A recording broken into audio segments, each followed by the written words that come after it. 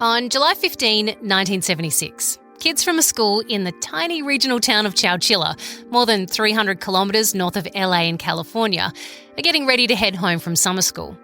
It's hot and they'd been swimming that day. Some wearing their swimsuits, still holding their towels, jump on the bus that will take them back home to their families. Sitting behind the wheel of the bright yellow school bus is Frank Edward Ray, known to everyone in town as Ed. All the kids know and love Ed. He's been driving the school bus for so long, he knew the kids' parents from when he drove them when they were kids too. They climb aboard and settle in for the trip back home. They turn onto Treeline Avenue 21, where the bus abruptly comes to a stop. Sitting in the middle of the road is a white van. Its door is wide open and it's blocking the bus's path. Ed waits patiently. Maybe they've broken down and need a minute to push the van out of the way. But instead, a man wearing a stocking over his face and holding a sawn-off double-barrel shotgun emerges from the van and points the weapon at Ed through the driver's window. "Open the door," he commands, and move to the back of the bus. I'm Claire Murphy, and you're listening to True Crime Conversations, a podcast exploring the world's most notorious crimes by speaking to the people who know the most about them. When the gunman boarded the bus alongside another to drive it away from the scene, the 26 kids on board and Ed the driver had no idea where they were headed or why.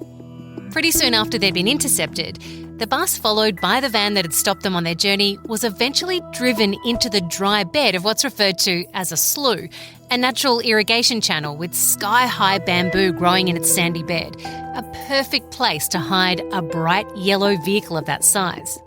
Another van was there waiting for them, and one by one, the children and Ed were transferred into the two vehicles. The windows inside were blacked out, the interior lined with soundproofing, their ability to communicate with their kidnappers cut off by plywood barriers. They could see nothing, but they could hear each other. Some of the children were crying and calling out for their mothers. Some threatened the kidnappers with the wrath of dads who would not rest until they were found and justice handed out. Others sat in silence, too scared to make a sound. The next more than 30 hours would leave those kids with a lifetime of trauma that they still deal with to this day. A fear stemming from the time that they were buried alive.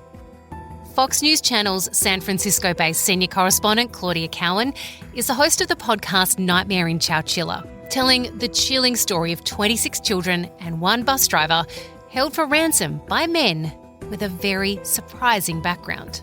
She joins us now. Claudia, thank you so much for joining us to tell us the story about the Chowchilla bus kidnapping. I would love to first get your perspective on what the town of Chowchilla is actually like, because you have physically been there, although it was 45 years after this incident occurred. But do you feel like it's changed a lot, as those small regional towns tend to not do, since the 1970s when this happened? Well, it's still an agricultural, mostly farming community. It's still a small town. It's got that small town charm and feel, a lot of American flags, a lot of churches, not many buildings over 3 stories tall. But obviously you have a lot more retail, a lot more hotels, a lot more businesses coming in. But it really is still quintessential, Central Valley of California. And the vibe, the smells, the heat during the summer, and I was there in July and it does get hot and, the tumbleweeds are blowing around. That, I think, was very much the scene back in 1976 as well.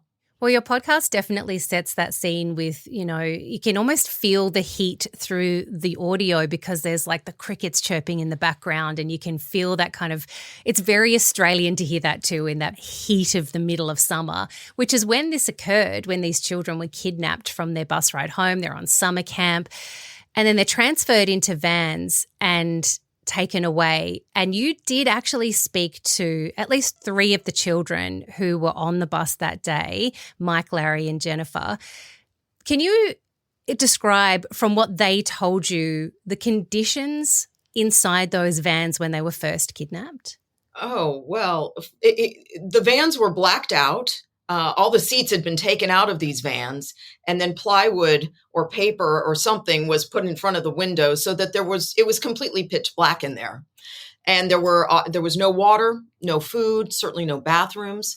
At one point, Jennifer remembers the vans stopped and she smelled gasoline. So they obviously fueled up during their 11 plus hour jaunt with no idea of where they're going, why they've been taken. And this was summer school, and a lot of the kids in these vans were little. I mean, 5, 6, 7 years old. And they were all clinging to each other, and they were clinging to this bus driver, Ed Ray, as the only other adult. And it was just frightening for them. I mean, you imagine a child's worst nightmare, locked in a moving car with no idea where you are, not being able to see, getting no breaks, very little air, no water, no food. It was just horrendous for these kids. It's interesting too, the way that the kidnappers transferred them from that bus to those vans, because it really left little evidence for the police when they did actually locate the bus. Well, one of the vans had somewhat sideswiped the bus and left a little bit of blue or green dark colored paint on the bus. So officials knew that they were looking for a vehicle that might be a dark color. But what's interesting is that shortly after the discovery of the bus in that river slough, it rained. And that little bit of evidence, that little discoloration of paint was washed away. This was 1976, and forensic evidence gathering has changed a lot, but it's a good thing they found that bus when they did, so that they knew that they were going to be looking for a dark colored vehicle. So these kids are in these vans, as you mentioned. It's the middle of summer. It's very hot. They haven't been given a break to go to the toilet even. They're having to do that inside the van, where they literally cannot see their hands in front of their faces. Nearly 12 hours passes and they finally pull up. What actually happens to them when they arrive at their destination? Where even are they?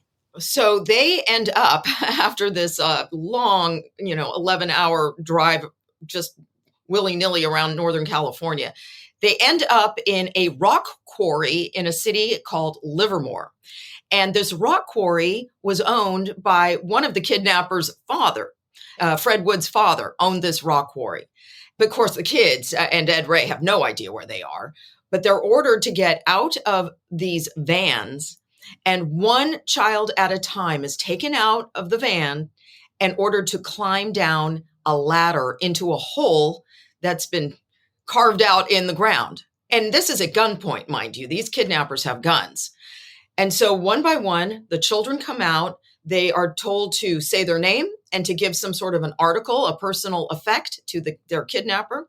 And then they are told to climb down a ladder into another larger van, one big moving van, as it turned out, that had been buried under the ground inside this rock quarry. So one by one, the kids all climb down the ladder. And after the last one, the kidnappers throw down some flashlights and they pull up the ladder and they seal up the top hole with a manhole cover. And then they put heavy, heavy truck batteries on top of the manhole cover. And then they build a box and fill it in with dirt above that. So essentially, these 27 people, these 26 kids and their bus driver are buried alive. It's just, it like, you think about this, right?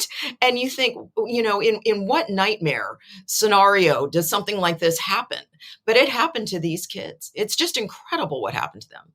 What did the survivors you spoke to describe the conditions as being like when they were inside that moving van under the ground? Well, at least in this situation, they had some light. They had some flashlights, and they had some batteries for these flashlights. There were tables set up with some cereal, Cheerios, Life cereal, things like that. There were jugs of water, and there were a lot of mattresses.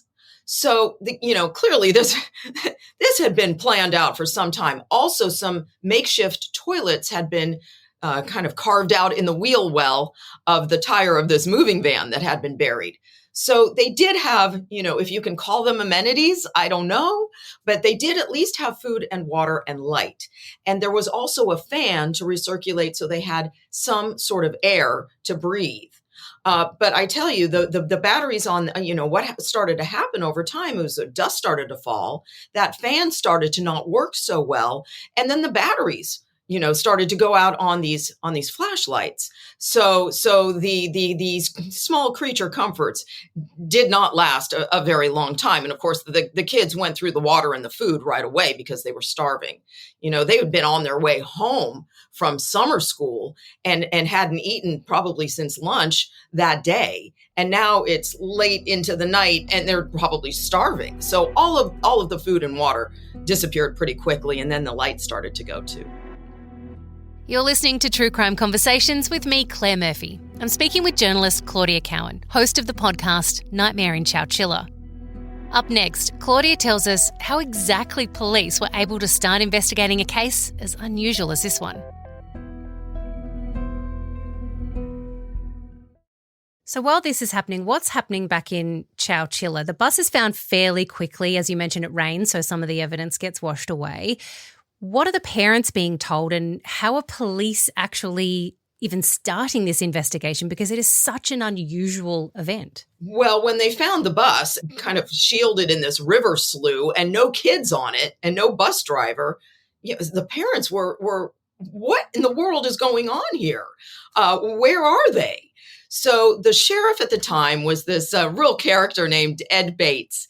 And he always wore a cowboy hat and he had, a holster and cowboy boots. He was the right man for the job. And he was on this case right away. And he told these parents right away, we're going to find these kids. And so he, there was no cell phones and no GPS in those days. He had to rely on relationships and gut instinct. And he had a lot of luck on his side. He put out something of a description because they did know that there were 2 tracks of tire tracks leading away from the bus, and they knew that they were looking for some sort of a dark colored vehicle. That information went out, and a real estate woman who was very smart, and of course this is all over the news right now, but she remembered seeing suspicious men acting weirdly around a couple of dark colored vans, and she wrote down the license plate. If you can believe that, that's the luck part of this whole story. So then from that, Ed Bates was able to track down where these vans originated, who they were sold to. They had some names to go on. And that was definitely that part of the investigation. Meantime, the kidnappers had been driving around, obviously, with these kids all night in these vans. And they were trying to call into the sheriff's office to make a $5 million ransom demand, because they felt that this would be easy money. They had heard that California had a state surplus, a budget surplus of $5 million, and that the money wouldn't be missed. But because all the media and the parents and all the attention on this story was tying up all the phone lines at the police department, the kidnappers couldn't get their calls through, if you can believe it.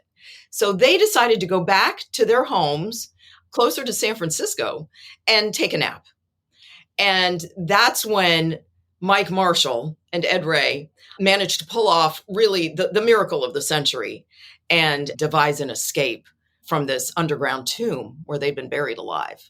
I think this is something we have to understand too. It's 1976, so the police department that they're calling into, which is also in a regional area, so it's not a big centralized city, had like 1 or 2 phone lines at the time. And you've got 26 missing kids with 26 sets of parents and other family and members of the public all calling into that one police station.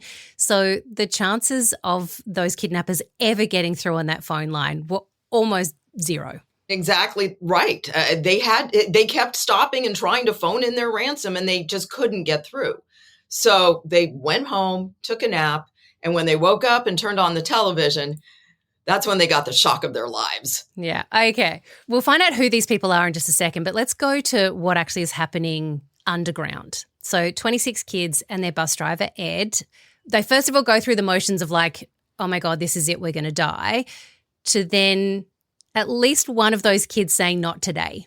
Can you talk us through exactly what happens in that moment? So, yeah, and they would console each other by singing and praying together. I think they took turns sleeping when they could.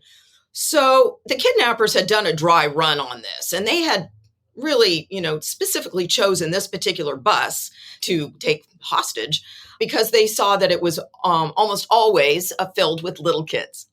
What they didn't count on was on July 16th, one kid named Mark Marshall would be on this bus. And he was on this bus because he was in trouble with his mom. And his mom was, I'm not picking you up. You got to take the bus home from summer school. So Mike Marshall ended up being on this particular bus on this particular day. And he's not a little kid. And he's 14 years old.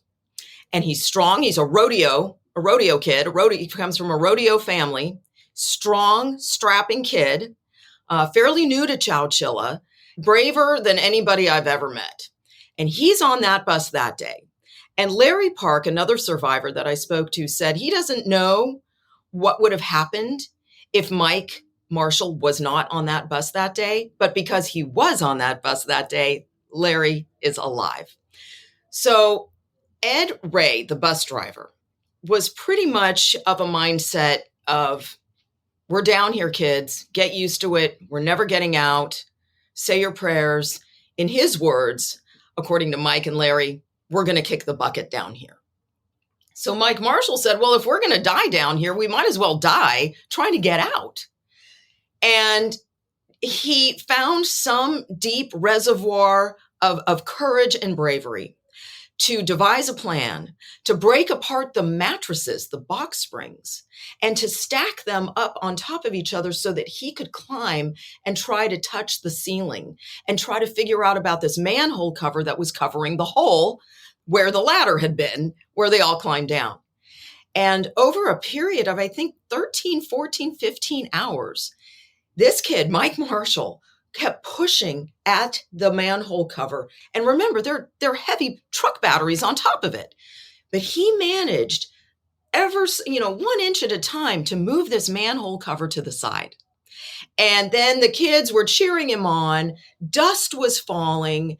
And all of a sudden, the manhole, and he slipped his arm even past this manhole cover. It could have, if it had fallen, it would have broken his arm off.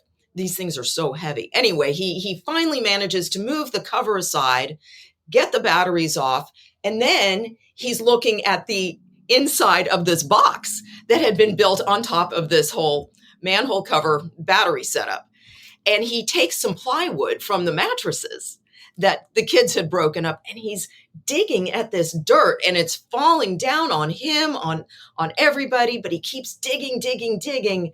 And finally, the last piece of dirt falls in. And as Larry describes it, it was a shaft of sunlight that with the dust in the sunlight sparkling and fresh air, he said in that moment, there was hope. There was hope. And after that, Mike was able to poke his head out of the ground, look around, see there were no kidnappers there, and finally start pulling the kids out one at a time so that they got above ground. Every one of those kids survived, and Ed Ray survived too. And it was just a miracle that Mike was on the bus that day, because the next oldest kid, I think, was like 10. And without Mike, there was just no way that they would have been able to devise that escape. And clearly the kidnappers had gone home and gone to bed with, no care in the world for these kids. It was just a miracle that they all got out. And what's interesting, when they finally did make it back to Chowchilla, one of the reporters there wanted Mike, because all the kids were like, Mike. And one of the reporters was about to get the story from Mike himself. And I believe it was the school principal who said, hey, enough, you reporters, these kids have been through enough. Let Mike get his rest. Let them be with their families. And, Mike was listening to the grownups in the room, and all the kids, that's what they did. And Mike never got to tell his story. And so all the people, all the reporters, the school, the parents, they all thought that it was completely because of Ed Ray that they escaped from this underground dungeon, this tomb, when in fact there were other heroes that day. I don't want to discount Ed Ray, not at all. He was a huge part of all these people getting out. But really, the credit should go to a large, large extent to this kid, Mike Marshall. Well, let's go back to the kidnappers for a moment. What do we know about them, and why were they motivated to actually do this? Because it was so premeditated. They put a lot of effort into kidnapping these kids. They did. So the ringleader was this man named Fred Woods. He's 24. And he gets his buddies, these two brothers, James and Richard Schoenfeld, 22 and 24. And, what's interesting is that all three of these young men came from well-to-do families and lived in Portola Valley, which is a very wealthy enclave of the Bay Area. The Schoenfeld's father was a doctor, and Fred Woods, his family, struck it rich during the gold rush, and had a lot of money and owned land and all kinds of real estate interests. And of course, this rock quarry in Livermore, where Fred Woods had worked, and that's why he knew it well, and that's why he decided to bury this busload of kids there. But they were scrappy kids. They often were in debt, and they'd made some bad investments over time, and they wanted some quick money. I mean, that's the bottom line. They really wanted some quick money. And they thought that kidnapping a busload of helpless, defenseless little kids, precious lives, they thought precious lives for, lots of millions, who wouldn't fight back or resist would be the best way to do it. And so that's why they devised this plan. And again, hearing about this $5 million budget surplus, that's how they struck on the number of a $5 million ransom. What's really interesting is when police do finally actually track them down and they go through their home, the sheer amount of evidence that they found is quite amazing, really. It is. Oh, diagrams on like fast food wrappers, I want to say, or bags of These kidnappers were very organized in some ways and, Keystone cops in other ways. So yes, lists of how they were going to pull this off, what they were going to do. Eventually, they were going to set the kids free, but there was a lot of evidence, just a treasure trove of evidence. And of course, when the kidnappers realized that the kids had escaped, they all fled. They all tried to escape to Canada or to various parts. Eventually, Richard Schoenfeld, the younger brother, a few days later, he turned himself in. He was young, just 22 years old. And you think about, these guys were young. And then the other two were caught within days as well. There was not a long manhunt that stretched out for weeks and weeks. It wasn't like that. These kidnappers were found pretty quick. After the break, we hear what happened when police finally tracked down the kidnappers and what evidence police found in their home.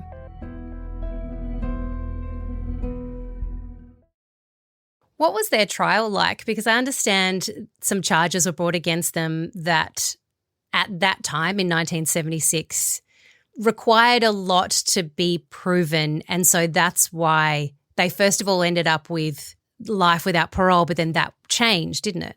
It did. And we know so much more today about childhood trauma, but back in those days, they were sentenced to life without parole because there was a charge of bodily injury. One of the children on the bus, Jennifer Hyde Brown, had suffered an injury to her foot or her ankle. But later on appeal, the defense argued, well, it wasn't that serious and none of the other kids were injured. So really that point that led to the life in prison without parole should be dismissed. And a judge agreed. So now their sentence is life in prison with the possibility of parole. And what we know now, of course, is that kind of trauma does cause physical injury to the brain. It may not be a mark on the skin, but that was, and all these survivors have had some degree of trauma later in life. But at the time it was, oh, they're young, they're little, we'll just put them on a trip to Disneyland and they'll forget about it and move on with their lives. But of course, now we know so much more, and especially based on studies of these particular kids that were kidnapped, about childhood trauma and the real lasting physical and emotional damage that something like this can cause and did cause in this case. Well, you did speak to some of the survivors. What did they explain to you as their experience like after going home after everything had happened? Well, Jennifer Hyde Brown, who was, I think she was just 9 years old, to this day, she lives in an area of the country where there's tornadoes, and she sometimes has to go down into storm cellars. She needs to fortify herself with a stiff drink before she does that. She never sleeps in the dark. She always has a light on. She doesn't like airplanes or elevators or any kind of enclosed spaces. That has been part of her lasting trauma. Now, with that said, she's raised a beautiful family and has a thriving career, so she's doing well. But those are just some of the things that she's still dealing with to get over that trauma. And as for Larry and Mike, it's really tragic, what happened with them, because they both fell into alcohol and substance abuse. Especially Larry had demons haunting him for many, many years, and was in and out of institutions and recovery homes. He was getting into fights, and it was really, really bad until he rediscovered his faith and went into a Christian ministry to serve others. And what's interesting with Larry is that he became involved in what we're calling restorative justice, where he felt the need to meet these kidnappers that had caused him so much distress as a young man. And he met with them and he forgave them.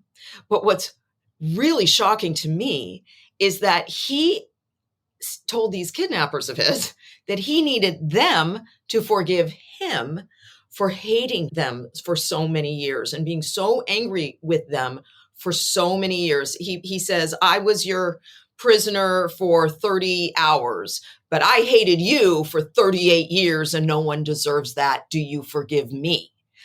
And this kind of healing that he needed to do is really quite astounding. Mike Marshall doesn't quite feel the same way, although he has found his faith too and is a devout Christian, but he's not quite ready to forgive these men the way that Larry has.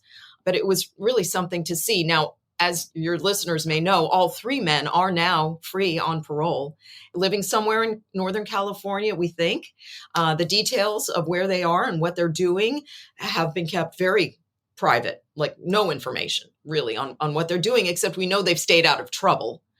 They haven't been arrested, no court hearings, anything like that.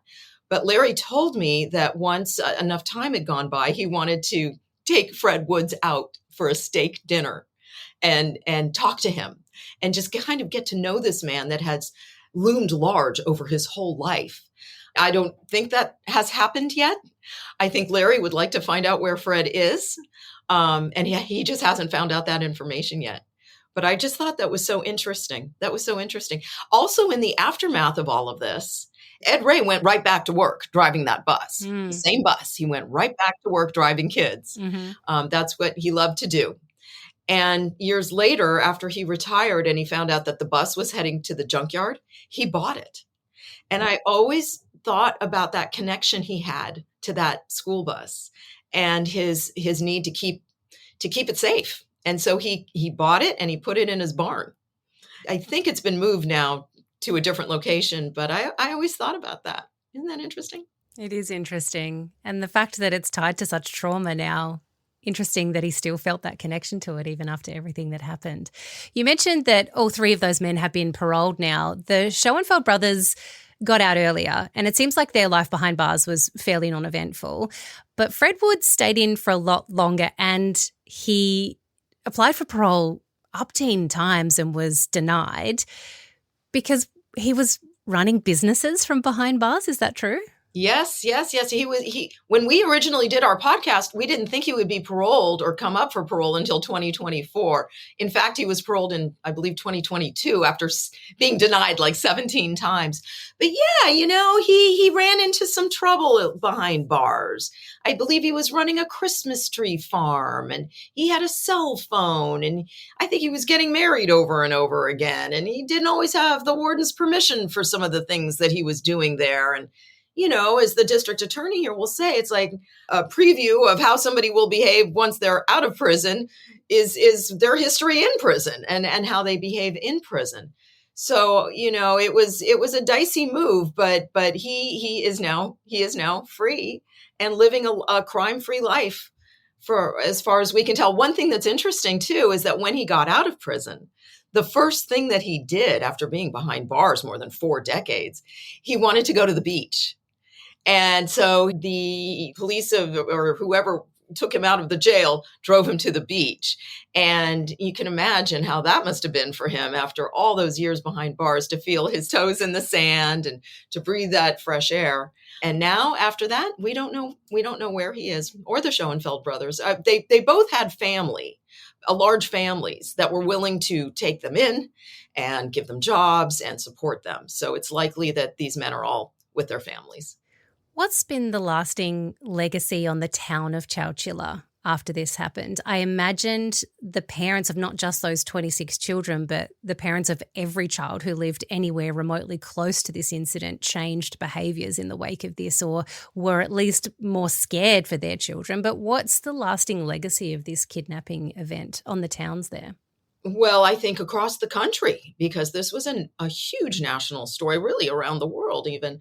I think that was the time after that where parents were, telling their kids, you can't play outside after dark. You can't ride your bike, if I don't know where you're going. We need to stay in touch with you more. It was a loss of innocence in many ways. And I think Chowchilla, like so many places like Valdez, Alaska, it will always be synonymous with this kidnapping. But it is a thriving community, and people are moving there with their families, with their children. There are parks there, including an Ed Ray Park, and they celebrate Ed Ray Day with the town coming out with a little parade for that.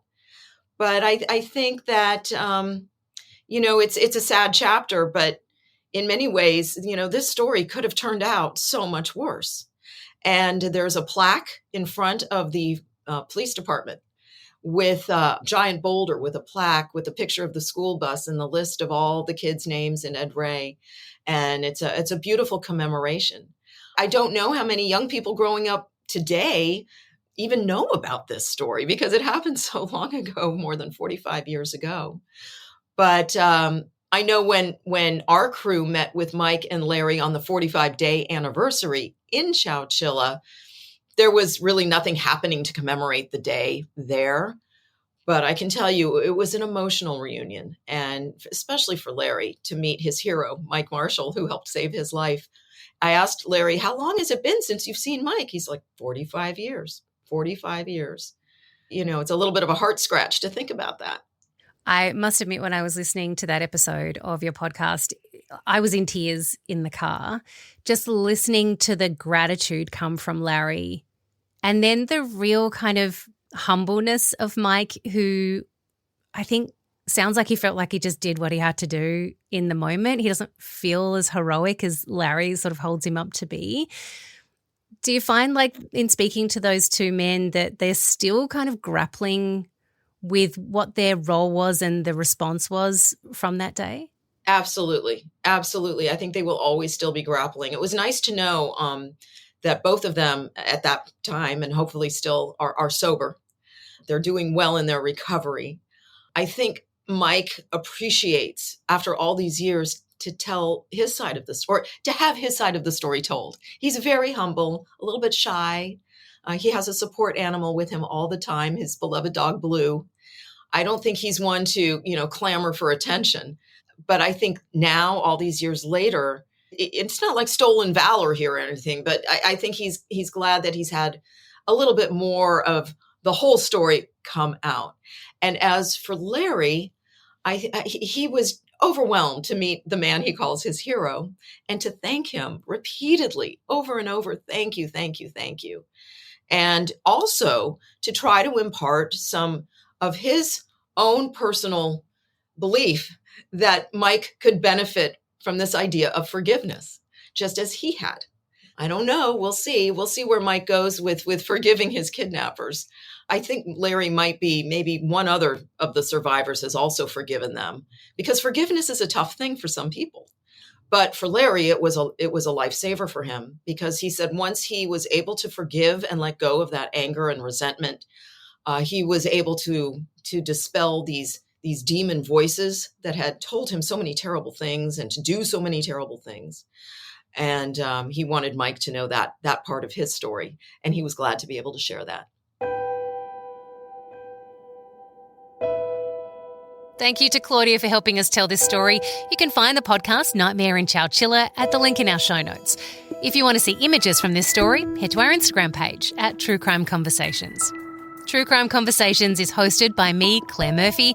Our senior producer is Tali Blackman. The group executive producer is Ilaria Brophy. And there's been audio designed by Tina Matalov. Thanks so much for listening. I'll be back next week with another True Crime Conversation.